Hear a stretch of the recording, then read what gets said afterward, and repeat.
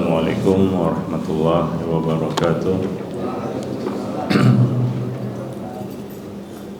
Alhamdulillah, nahmaduhu wa nasta'inuhu wa nastaghfiruh wa na'udzu billahi min shururi anfusina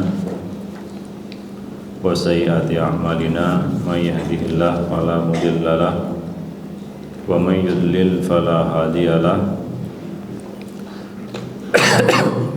Asyhadu an la ilaha illallah wahdahu la syarika lah wa asyhadu anna Muhammadan abduhu wa rasuluh. Ya ayyuhalladzina amanu ittaqullaha haqqa tuqatih wa la tamutunna illa wa antum muslimun. Amma ba'du,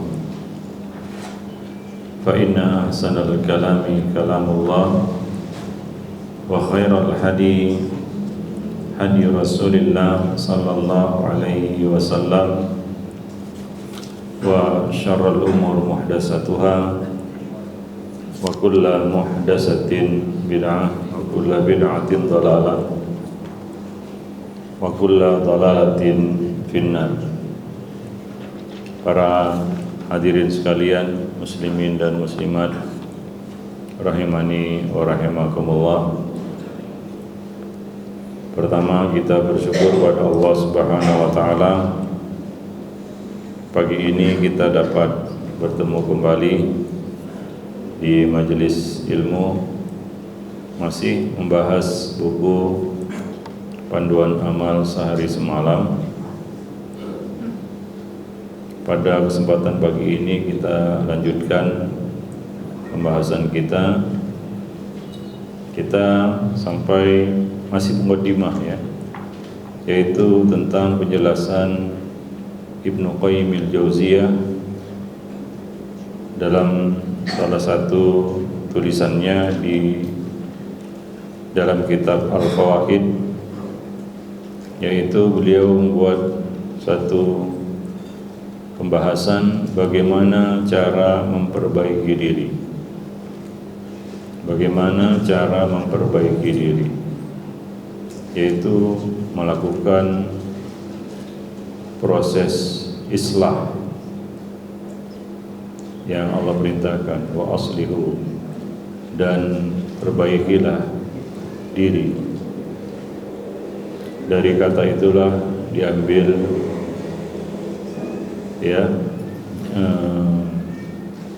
gelar atau julukan bagi orang yang beriman, yaitu hamba yang soleh, hamba yang melakukan islah, perbaikan. Bagaimana cara memperbaiki diri? Beliau mengatakan, mari segera menuju Allah, mendekatkan diri kepadanya dalam surga Darussalam tanpa kesusahan, keletihan, dan beban, melalui jalan pintas yang paling mudah. Allah Subhanahu wa ta'ala sebenarnya memudahkan kepada hamba-hambanya Bani Adam untuk pulang kembali ke surga, tempat di mana Bapak kita Adam ditempatkan. Ya, ketika Allah menciptakan Adam dan pasangannya, Allah perintahkan keduanya untuk bermukim di dalam surga. Ya, bermukim di dalam surga. Tapi kita tahu kisahnya ya, karena godaan iblis, Adam akhirnya harus keluar. Adam dan istrinya harus keluar dari surga itu. Dan kita, anak cucunya, terimbas. Kita pun keluar dari surga itu. Tapi Allah Subhanahu wa ta'ala meridhai Adam karena Adam bertaubat kepada Allah Subhanahu wa taala. Maka anak cucu Adam, yaitu kita semua di sini, berkesempatan untuk kembali ke surga tersebut. Dan karena taubat Adam inilah Allah Subhanahu wa taala memuliakan anak Adam. Beda dengan iblis yang enggak mau bertobat. Ya, dia enggak minta ampun, dia justru minta penangguhan waktu sampai hari kiamat. Maka Allah hinakan iblis dan pengikutnya. Mereka tidak akan kembali ke surga. Iblis awalnya juga berada di surga, Pak, dan dia dikeluarkan dari surga juga karena melanggar perintah Allah, tidak mau sujud kepada Adam. Itu kisahnya ya. Itulah kenapa kita hadir di sini, ada di dunia ini, enggak di surga. Dan kita dalam perjalanan kembali. Hanya saja di dalam perjalanan kembali itu ada yang tersesat, ikut iblis dan pengikutnya, sehingga dia tidak kembali ke surga. Para jemaah yang dimuliakan Allah, maka Allah mudahkanlah kita anak Adam untuk kembali ke surga. Allah mudahkan sebenarnya jalan anak Adam ini untuk pulang ke kampung halaman mereka, ke tempat mereka di mana berasal, yaitu surga. Para jemaah yang dimuliakan Allah. Tapi ya sudah dimudahkan pun kadang-kadang manusia itu enggak mau, tidak mau. Itu kata Nabi ya, kullu ummati yadkhulunal jannah illa man aba. Semua umatku masuk surga kecuali yang enggak mau. Jadi masuk surga itu sebenarnya simple, sederhana masalahnya, yaitu masalah mau enggak mau. Ya, masalah mau enggak mau. Masalah mau enggak mau ini bukan ukurannya bukan apa yang ada di lisan. Kalau ditanya lah semua di sini, mau enggak masuk surga? Mau enggak? Ya, enggak ada lisan yang mengatakan enggak mau. Tapi itu lisan ya. Lisan sebuah mengatakan mau.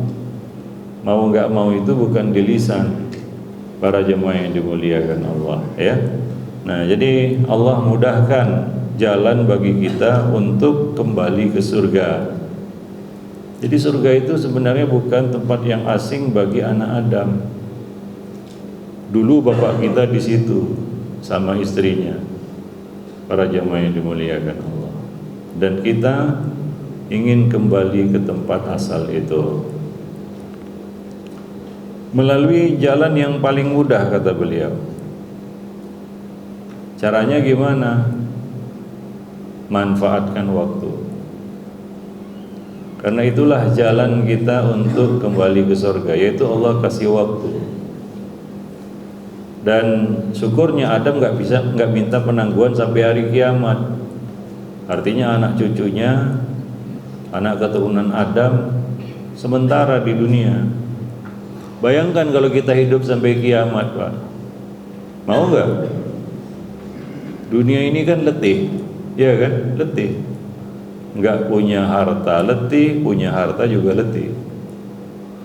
Punya duit letih, nggak punya duit juga letih.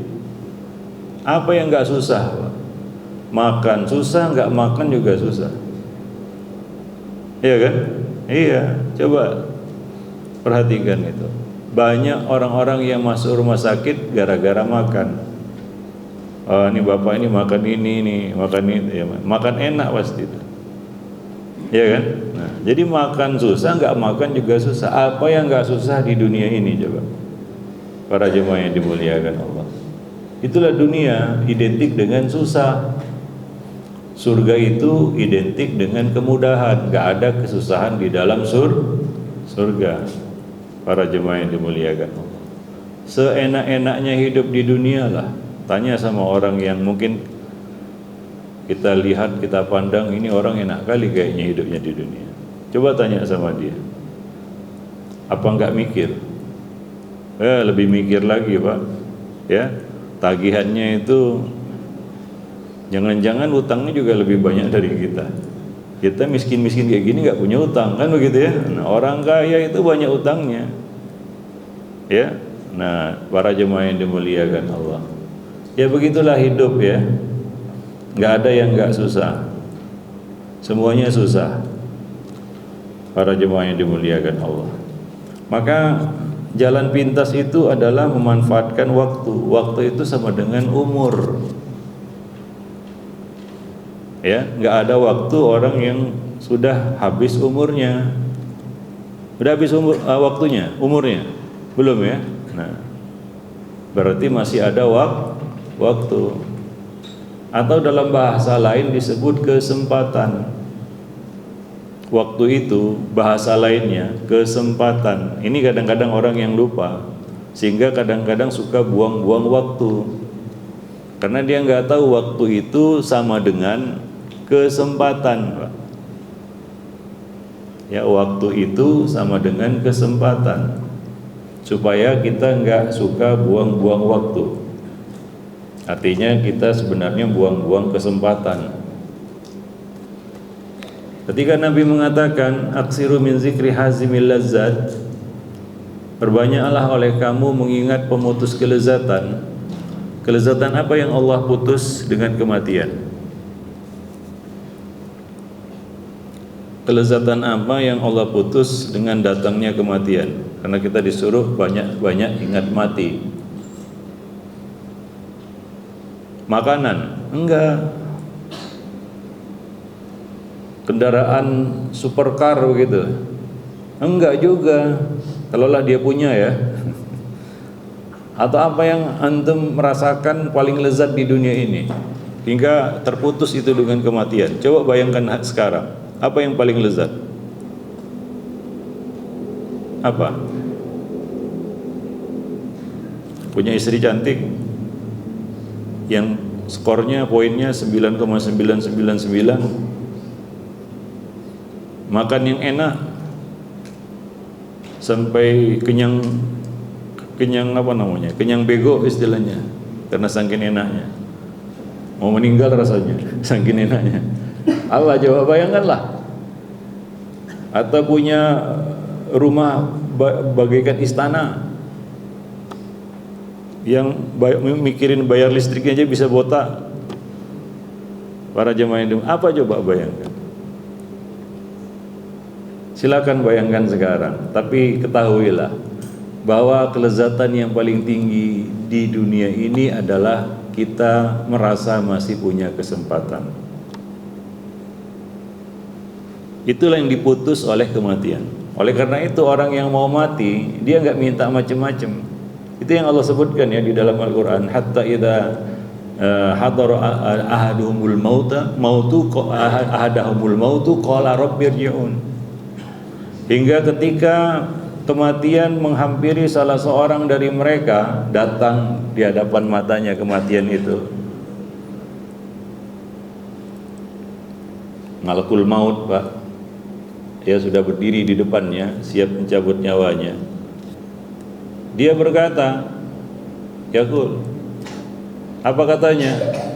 Rabbirji'un, ya Allah, balikkanlah aku ke dunia, kasih aku kesempatan sesaat. Untuk apa? La'alli a'malu sholihan, aku ingin beramal soleh. Dikasih kesempatan untuk beramal soleh. Jadi dia nggak minta macam-macam, Pak. Ini ketika dia sudah lihat kematian ya, dia lupa semua itu yang lezat-lezat, yang kita kira lezat, yang mungkin kita rasakan paling lezat itu kita lupa itu. Nggak ingat lagi kita itu. Kalau mati sudah di depan mata ya, itu baru mati. Bagaimana neraka jahanam, Pak?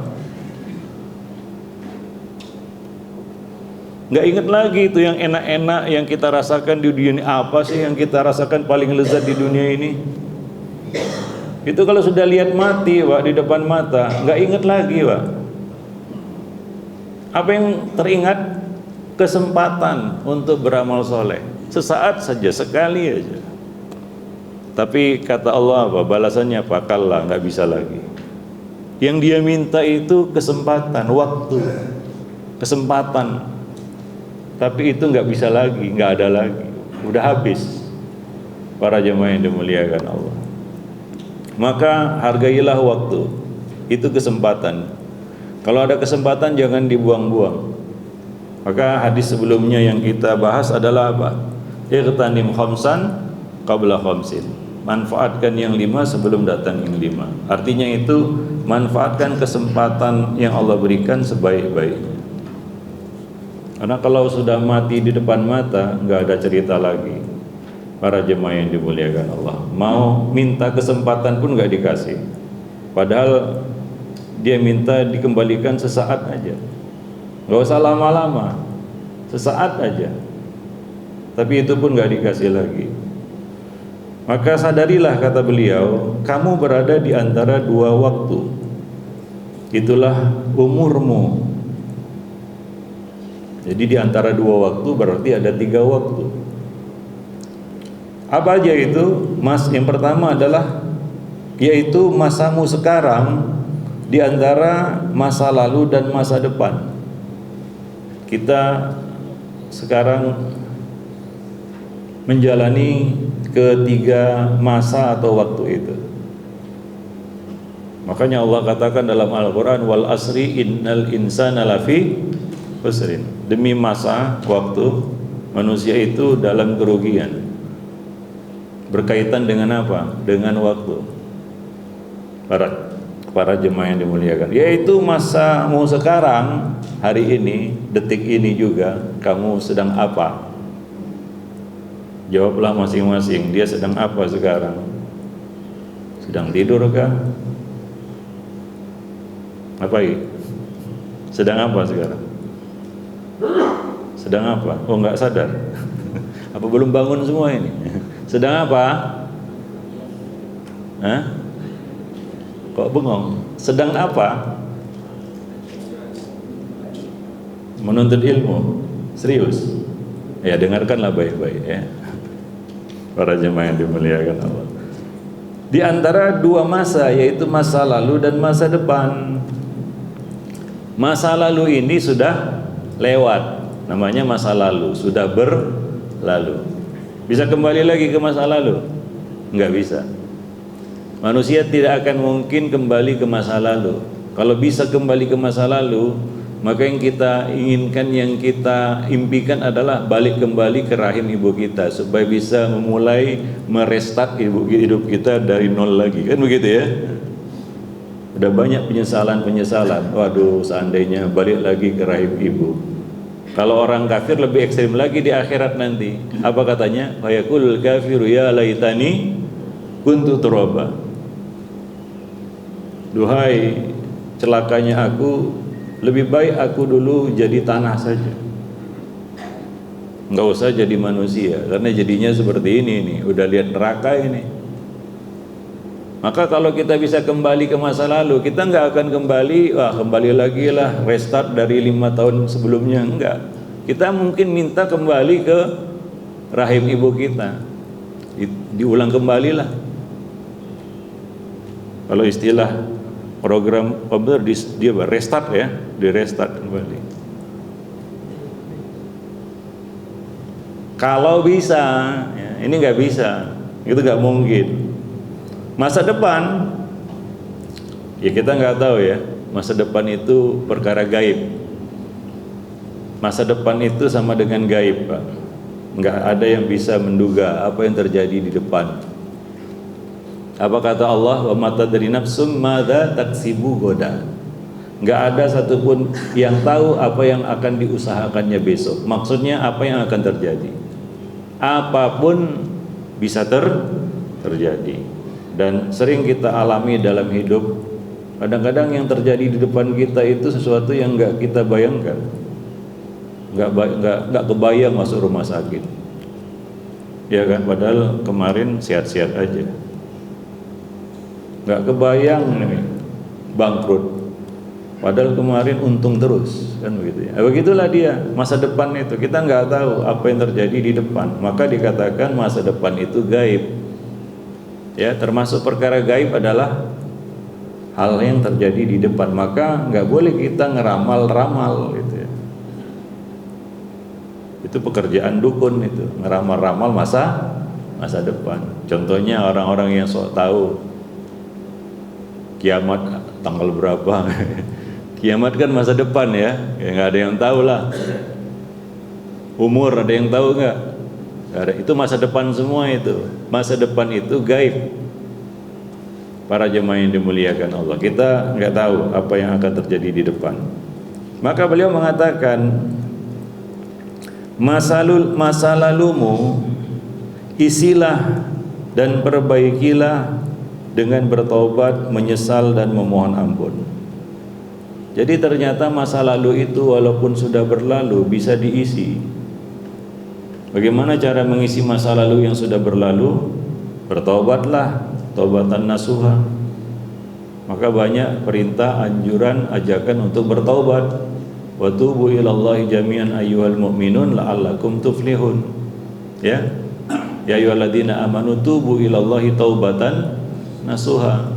Perintah-perintah untuk bertaubat kepada Allah. Hanya dengan itu kita bisa mengisi masa lalu kita. Ya, kita semua di sini punya masa lalu yang berbeda-beda. Karena nasib kita beda ya. Nggak ada nasib orang yang sama, Pak. Begitu banyak jumlah manusia, dari Adam sampai manusia terakhir nanti kita nggak tahu siapa dia. Nggak ada, ya, nggak ada nasibnya yang sama. Bayangkan itu gimana rumit ya. Ada nggak rezekinya sama, semuanya sama? Nggak ada. Kembar aja nggak sama.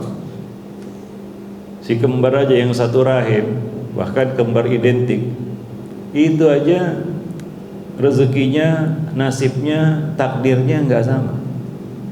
Nggak ada takdir manusia yang sama.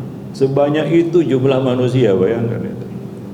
Nggak akan ada hal yang bisa melakukan seperti itu. Komputer paling canggih pun nggak bisa. Ya, nah demikian. Masa lalu kita ini macam-macam. Ada masa lalunya yang hitam, ada yang hitam campur legam, ada yang hitam legam suram, ada yang hitam legam suram kelam, kan begitu ya, macam-macam. Ya, antum tahu sendirilah masa lalu masing-masing gimana. Ya, ya ingatlah dosa-dosa yang sudah kita lakukan, banyak itu. Jangan mudah melupakan dosa, karena kalau kita mudah melupakan dosa, maka kita akan mudah kembali kepadanya. Manusia cenderung ingat-ingat kebaikannya, ya, tapi keburukannya ini dilupakan. Para jemaah yang dimuliakan Allah, kenapa kita senantiasa mengingat dosa-dosa kita? Karena taubat itu perlu diperbaharui, perlu diulang-ulang taubat itu. Kalau kita nggak ingat kesalahan kita nggak minat untuk memperbaharui taubat. Ya, itulah perlunya kita ya mengingat-ingat kesalahan. Atau dalam bahasa lainnya disebut apa? Muhasabah, kan begitu ya. Muhasabah itu kalau antum muhasabah, apa yang antum ingat-ingat? Kebaikan? Enggak, antum ingat apa? Dosa dan kesalahan. Karena tujuan muhasabah itu adalah untuk memperbaharui taubat, supaya taubatnya itu fresh kembali begitu ya. Karena kadang-kadang kita itu kehilangan motivasi, maka ada kecenderungan untuk kembali kepada dosa. Iya, itu sangat besar. Apalagi ada faktor eksternal, yaitu musuh kita. Maka antum kan kadang-kadang muncul dalam memori otak kita dosa-dosa kita, apa yang sudah kita lakukan dari dosa-dosa itu. Ya, ajakan untuk kembali mengulanginya itu dari iblis ya. Maka harus kita lawan dengan apa? Memperbaharui taubat. Kalau enggak, kalah Pak. Dorongan untuk kembali melakukannya itu sangat besar. Ya, apalagi kalau sudah kehilangan motivasi. ya udah ulangi lagi, kayaknya bisa seperti dulu lagi, kemudian nanti tobat lagi, kan gitu ya. Itu kan halunya seperti itu. Kayaknya berhasil ini tobat saya, tapi kayaknya enak juga balik lagi buat dosa, nanti tobat lagi, kan begitu ya. Nah, maka itulah istilahnya yang disebut dengan apa? Taubat sambal, gitu ya.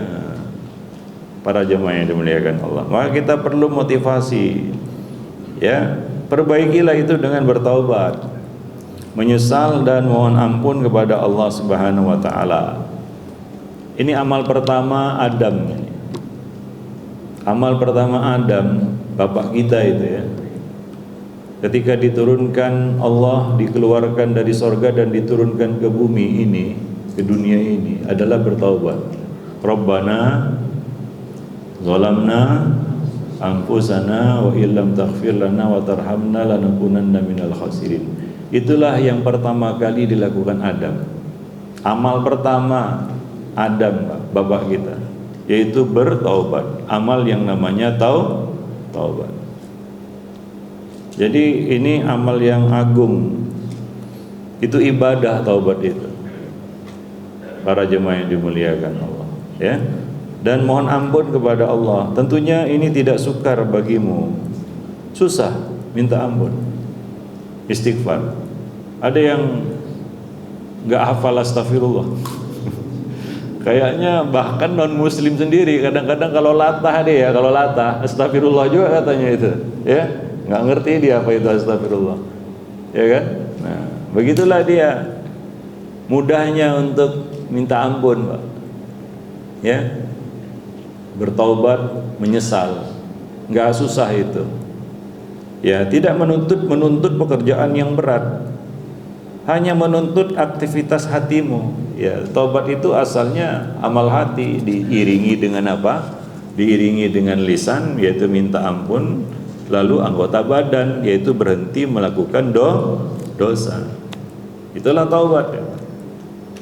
Hapuslah masa lalumu yang mungkin dipenuhi dengan perbuatan maksiat. Ya, orang Arab mengatakan berkaitan dengan waktu. Waktu itu laksana pedang. Jika kamu tidak menebasnya, maka kamulah yang akan ditebasnya. Dengan kata lain, maksud dari pepatah Arab itu adalah jika kamu tidak memanfaatkan waktu sebaik-baiknya, maka kamulah yang akan menjadi korban waktu. Para jemaah yang dimuliakan Allah, ya.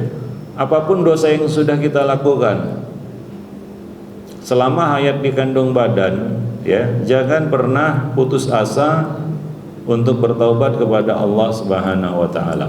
Allah katakan itu, sampai syirik sekalipun, ada dosa yang lebih tinggi dari syirik? Enggak ada. Tapi kalau dia masih punya kesempatan bertaubat dan dia bertaubat, Allah ampuni, dihapus. Itu kan dosa tertinggi, ya. Enggak ada dosa yang lebih berat daripada syirik, karena Allah tidak ampuni kalau hamba itu datang dengan membawa dosa itu. Ya, kalau hamba itu datang kepada Allah, mati dia dengan membawa dosa itu, dia belum bertaubat, enggak ada ampunan. Innallaha la yaghfiru ayyushraka bihi. Allah tidak akan ampuni, ya, dosa orang yang berbuat syirik kepadanya. Para jemaah yang dimuliakan Allah, ya. Hatta syirik sekalipun, kalau dia bertaubat, Allah akan terima taubatnya. Itu yang Allah katakan di dalam surat Al-Furqan ayat 68 sampai 70. Allah mengatakan, walladzina la yad'una ma'allahi ilahan akhar. Ibadur Rahman itu, hamba-hamba Ar-Rahman itu, hamba yang soleh, adalah orang-orang yang tidak menyekutukan Allah dengan Tuhan yang lain. Tidak menyekutukan Allah dengan Tuhan yang lain. Wala yaqtuluna an-nafsa allati harramallahu illa bil haqq. Dan tidak membunuh jiwa yang Allah haramkan untuk dibunuh kecuali dengan alasan yang benar. Itu tidak bunuh orang. Yang ketiga, wala yaznun, tidak berzina. Hamba-hamba yang saleh itu tidak melakukan dosa-dosa itu, syirik, bunuh orang, dan zina. Ya. Wa may yaf'al dzalika yalqa athama. Barang siapa yang melakukan dosa-dosa hal-hal tersebut, dia akan mendapatkan dosa ya dari apa yang dilakukannya itu. Ya, hukuman yang berat. Atham. Yudha'af lahul 'adzabu yaumal qiyamah. Dan akan dilipat gandakan azab baginya pada hari kiamat. Wa yakhludu fihi muhana. Dan dia kekal di dalamnya dalam keadaan hina. Itu orang-orang yang melakukan 3 dosa besar itu. Buat syirik, membunuh orang, dan berzina. Illa, kecuali ya. Jadi orang-orang yang melakukannya itu 3 dosa besar tadi, ada yang dikecualikan. Siapa? Man taba, orang yang bertaubat darinya. Wa amana wa amila salihah, lalu dia beriman dan beramal saleh. Ya, dia bertaubat dengan taubat yang sungguh-sungguh, dan dia tidak mengulanginya lagi. Dia mengiringi taubatnya itu dengan iman dan amal saleh. Dengan iman dan amal saleh. Faulaika yubaddilullahu sayyi'atihim hasanat. Mereka lah orang-orang yang Allah ganti, Allah tukar keburukan-keburukannya, dosa-dosanya itu dengan hasanat, kebaikan-kebaikan. Ya, jadi catatan dosa itu bisa dihapus. Bahkan bukan hanya sekedar terhapus, diganti dengan kebaikan. Apa amal yang bisa melakukan itu? Taubat. Ya, wa kana Allahu ghafurur rahima, dan Allah adalah Rabb yang Maha Pengampun lagi Maha Penyayang. Pengampun, Allah mengampuni dosa itu. Penyayang, bahkan Allah ganti keburukan itu, catatan dosa itu menjadi catatan pahala. Apa yang harus dia lakukan? Hamba itu lakukan bertaubat kepada Allah Subhanahu wa taala. Jadi jangan sepele dengan amal taubat. Maka taubat itu harus kita lakukan setiap waktu. Harus diulang-ulang. Harus diperbaharui. Para jemaah yang dimuliakan Allah. Dan hanya Allah yang tahu sebatas mana kesungguhan taubat manusia. Itu manusia nggak ada yang tahu itu. Boleh saja kita lihat orang yang taubat itu nangis guling-guling, ya kan? Tapi ternyata apa yang terlihat tidak seperti apa yang terjadi. Gak pakai lama, besok sudah dia ulangi dosanya. Jadi gak ada orang yang tahu sesungguh apa kita bertaubat kepada Allah Subhanahu wa taala kecuali Rabbul Alamin. Karena taubat itu dasarnya adalah amal hati. Ya, kembali kepada pribadi masing-masing. Sesungguh apa kita bertaubat kepada Allah Subhanahu wa taala. Walaupun ada indikasinya, kata Allah, dia mengiringi taubatnya dengan iman dan amal soleh. Jadi kalau kita sungguh-sungguh bertaubat, maka salah satu indikasi taubat itu adalah kita mengerjakan amal soleh. Amal soleh banyak, tapi amal soleh yang paling utama bagi orang yang bertaubat adalah menuntut ilmu. Iya. Itu indikasi kuat orang ini sungguh-sungguh bertaubat, yaitu dia serius menuntut ilmu. Karena kita jatuh dalam dosa itu akibat kejahilan kita. Jahil itu ada 2. 1, tahu tapi lupa, itu jahil. Tahu tapi lupa, itu jahil itu. Yang kedua, memang betul-betul nggak tahu, itu jahil juga. Maka walaupun kita tahu, kadang-kadang kita jadi jahil. Kenapa? Karena kita melupakan, mengabaikannya. Tahu tapi dilanggar juga, itu kan jahil itu. Atau memang betul-betul nggak tahu, Pak. Nah, itu jelas jahil ya. Nah, jadi musuh manusia itu kejahilan dirinya sendiri. Itu musuh manusia. Maka ketika dia tahu itulah sebab utama orang itu jatuh dalam dosa, maka dia bangkit menuntut ilmu. Tanda utama orang sungguh-sungguh taubat itu dia serius menuntut ilmu, dia angkat kejahilannya itu. Tapi kalau dia nggak serius, ogah-ogahan, ya, nggak sungguh-sungguh, ini perlu dipertanyakan taubatnya, Pak. Ya, perlu dipertanyakan taubatnya ini. Ya. Allah yang Maha tahu sesungguh apa kita bertaubat kepadanya. Jawablah masing-masing. Orang lain nggak bisa jawab itu.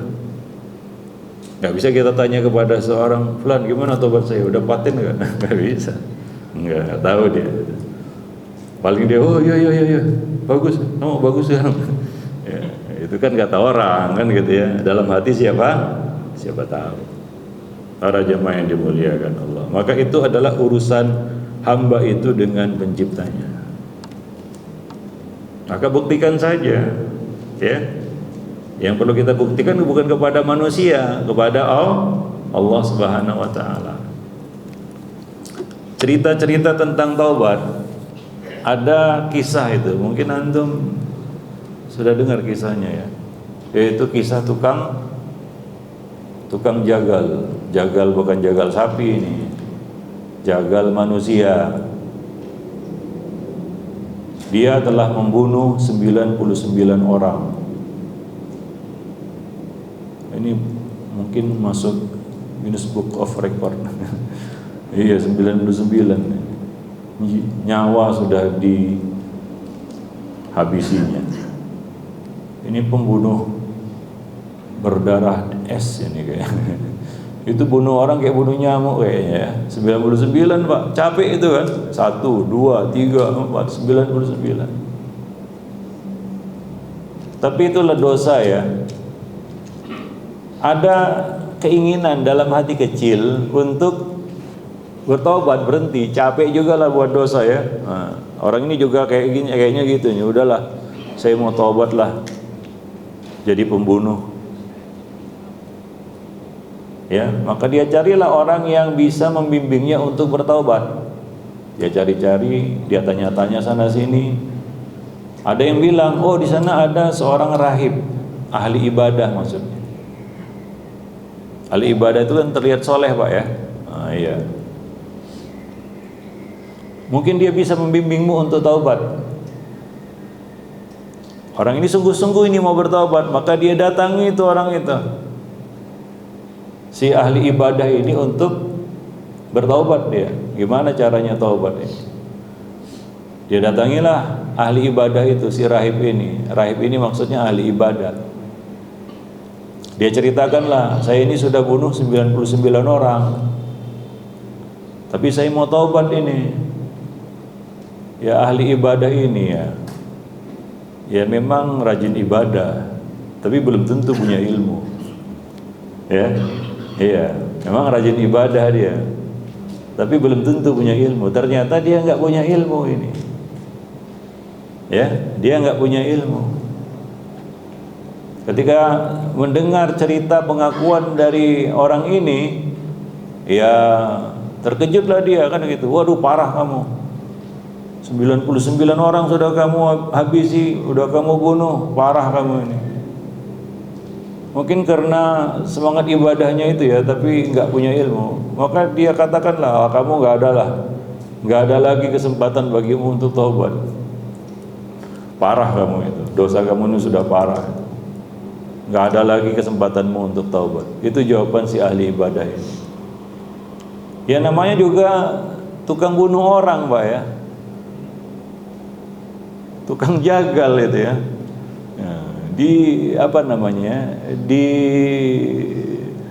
Dibuat putus asa dari taubat. Ya udahlah, apalagi yang bisa dia lakukan selain membunuh? Oh, nggak ada lagi taubat, nggak ada. Ya dalam otaknya itu, ya maka dia bunuhlah. Ya kalau gitu aku bunuhlah kamu kan itu ya. Dibunuhnya lah si ahli ibadah ini. Karena dia mengatakan dia bikin gerem ya. masa nggak ada kesempatan, ya frustasi dia, putus asa. Ini membuat orang putus asa dari taubat.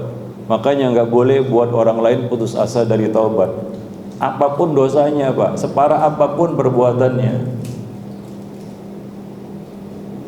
Nah, karena si ahli ibadah ini jawab tanpa ilmu, akhirnya nyawanya melayang. Maka hati-hati memberi fatwa tanpa ilmu, silap-silap nyawa melayang, seperti ahli ibadah ini. Ya, dibunuhnya lah ahli ibadah ini, maka genaplah orang yang sudah dibunuhnya jadi berapa? 100 orang. Ya silap lah yang terakhir ini kan begitu ya, karena gerem dia, emosi kan gitu ya.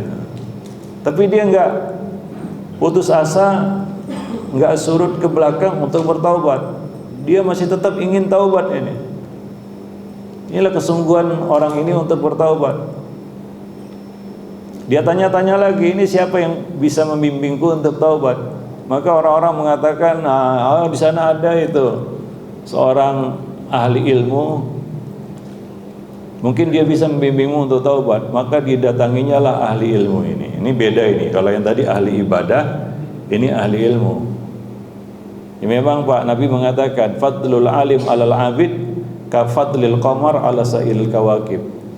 Keutamaan ahli ilmu daripada ahli ibadah seperti keutamaan bulan purnama dengan bintang-bintang lainnya. Maka kalau sudah muncul purnama itu, ya hilanglah bintang-bintang itu kan begitu ya.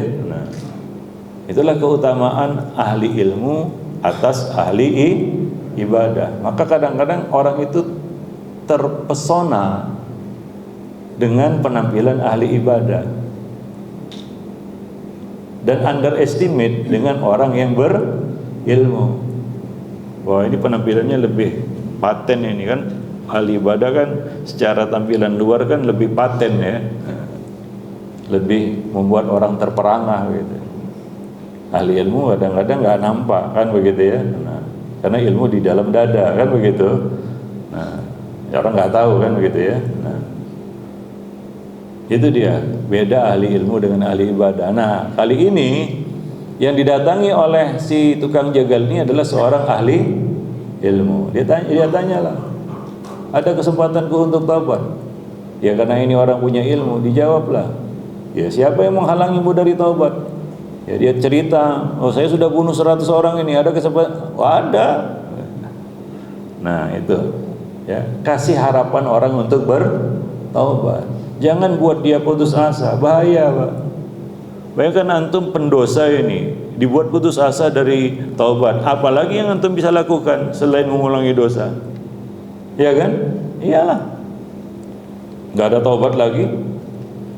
Nah, maka si ahli ilmu ini memberikan harapan kepada orang ini untuk bertaubat.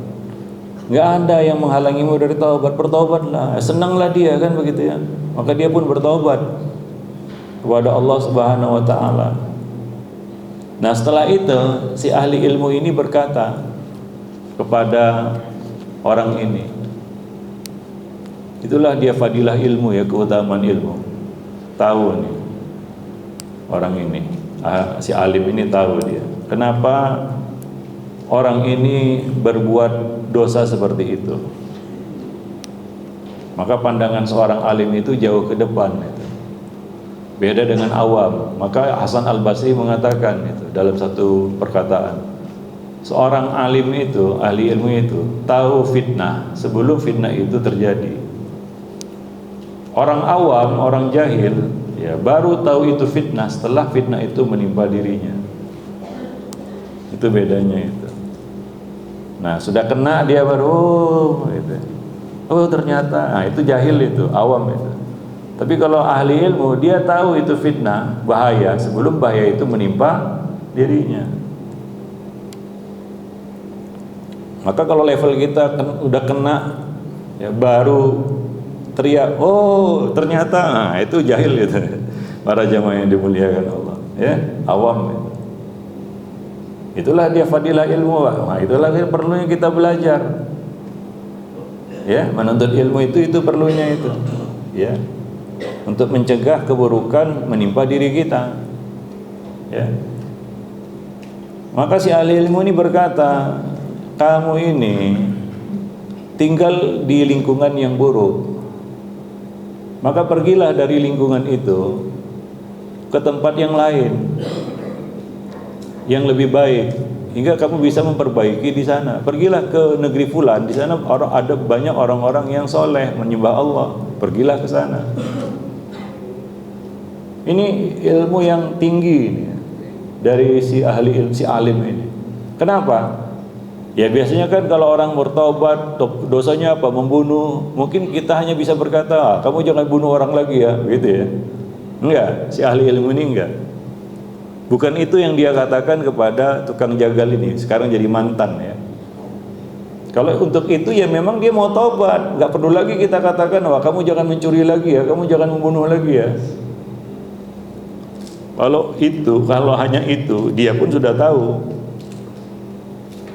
Tapi ahli ilmu ini membimbingnya untuk selamat dari dosa itu di kemudian hari. Yaitu apa? Menjauhi sebab dosa, Pak. Maka ketika kita bertobat, telitilah sebab dosa. Ya, kalau kita fokus kepada dosanya dan kita lupakan sebabnya, mungkin kita akan kembali melakukan dosa yang sama. Maka jauhi sebab-sebabnya. Sebabnya ini karena lingkunganmu nggak baik, tinggalkan itu, pergilah, atau dalam bahasa lain disebut hijrah ya. Pergilah ke tempat yang lain, ganti lingkunganmu, lingkungan dan pergaulanmu diganti. Banyak orang-orang yang mau taubat katanya, ya kan? Tapi nggak mau move on dari apa? Dari lingkungan dan pergaulannya. Taubat nih pakai narkoba kan gitu ya, karena sudah masuk rehabilitasi berkali-kali, taubatlah saya. Tapi apa? Dia enggak pindah, hijrah, move on dari apa? Lingkungan dan pergaulannya. Ya besok pakai lagi, Pak. Kalau dia ingin selamat, dia pergi dari situ. Ya, pindah dari situ, dari lingkungannya itu. Karena itu sebabnya. Maka si alim ini ya membimbing ya si tukang jagal yang baru bertobat ini untuk meninggalkan sebab dosa. Sebab dosa itu yang harus kita ketahui, karena kita jatuh dalam dosa itu kan ada sebabnya juga kan begitu ya. Nah itu yang perlu kita ketahui, itu apa sebabnya ini. Oh karena ini ya, karena hari-hari yang dibuka ini ya jadi handphone, ya udah tinggalkan itu. Kalau ada aplikasinya dihapus kan begitu ya. Jangan diunduh lagi. Nanti kembali lagi itu. Itu sebab namanya. Itu kalau kita sungguh-sungguh bertobat, menjauhi sebab-sebab dosa.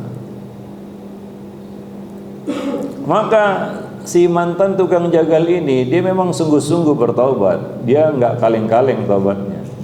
Begitu dia dapat ilmu itu ilmu pertama yang dia dapat dari si alim ini ya. Ilmu pertama itu yang dia dapat itu dari si alim ini, dia langsung eksekusi, Pak. GPL, GPN, nggak pakai lama, nggak pakai nanti. Ini kesungguhan ya. Hanya Allah yang tahu sebatas apa kesungguhan kita. Makanya saya katakan tadi, taubat itu amal hati. Yang tahu sesungguh apa kita bertaubat hanya Rabbul Alamin, Tuhan kita, pencipta kita. Walaupun kita ngomong sama orang lain dari apa yang ada dalam hati, Allah Maha tahu. Orang ini sungguh-sungguh taubat gitu, dan dia lakukan ilmu itu ya, apa yang dikatakan oleh si alim tadi yang membimbingnya untuk bertaubat.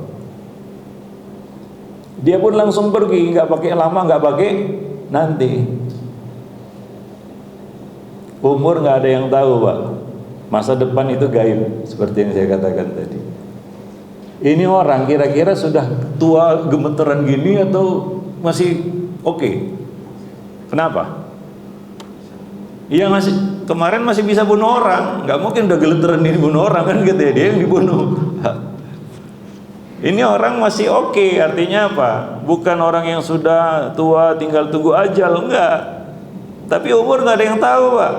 Walaupun badan kita kekar seperti orang ini, dia pun nggak tahu kapan mati, kan gitu ya. Qadarullah lah, takdir namanya. Di tengah jalan mati dia, ajalnya tiba. Ternyata nggak lama setelah dia bertaubat.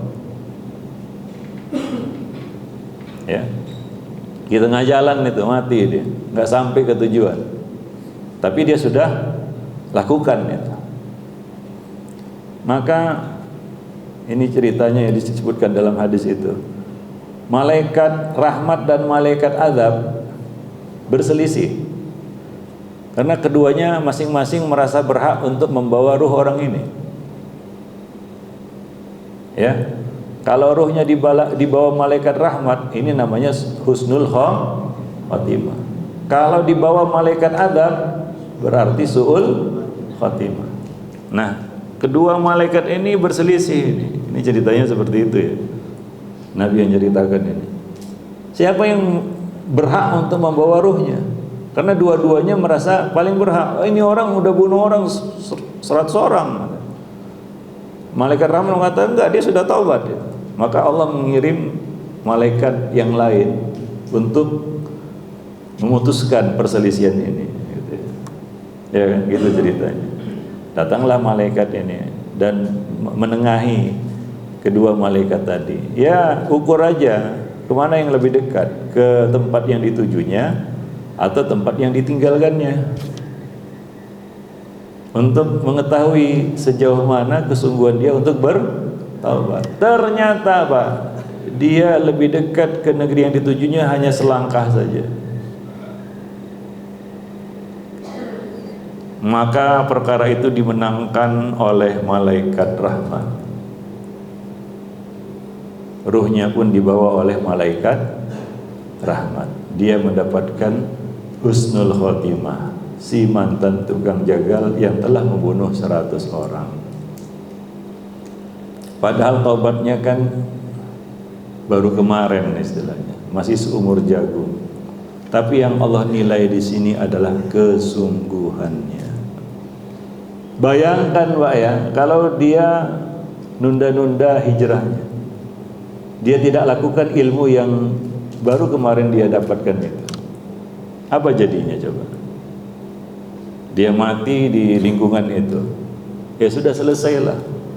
Walaupun taubat ya, tapi di sini kan Allah akan lihat kesungguhan taubat hamba tersebut. Walaupun dia sudah taubat, tapi kalau dia tidak lakukan itu, ini kan dia belum membuktikan dengan amal soleh. Ya, dia belum membuktikan dengan amal soleh. Misalnya dia tunda-tunda lah, besok aja lah, besok mati. Sebenarnya dia belum lakukan itu. Ya, nah itu yang Allah nilai, yaitu kesungguhan hamba itu untuk bertaubat, dan pada akhirnya selamat dia. Ya, ruhnya dibawa oleh malaikat rahmat. Ini pertanda baik ini. Kedepannya nasibnya akan baik. Karena nasib seseorang itu Pak bisa dilihat dari cara matinya. Kalau yang membawanya malaikat rahmat, disebutkan dalam hadis yang lain itu malaikat yang putih bersih, ya, yang membawa kain kafan dari surga dan wewangian dari surga. Ini pertanda baik ini. Kedepannya nasibnya pasti baik. Kalau yang datang membawanya adalah malaikat azab ya, yang membawa kain wol dari neraka,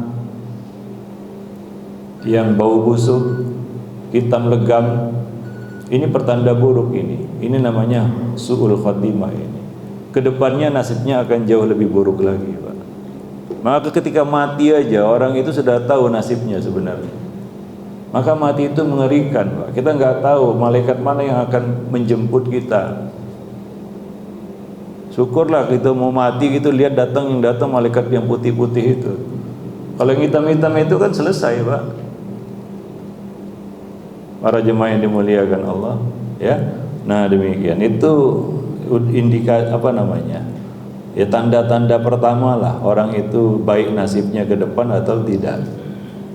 Nah orang ini beruntung dia ya, walaupun cuma itu amalnya, nuntut ilmu, pada seorang alim dan dia lakukan. Simple ya. Maka ada di dalam hadis yang lain orang yang catatan kejahatannya itu jauh mata memandang gitu. Cuma satu kebaikannya, itu dia masih bertauhid gitu. Para jemaah yang dimuliakan Allah.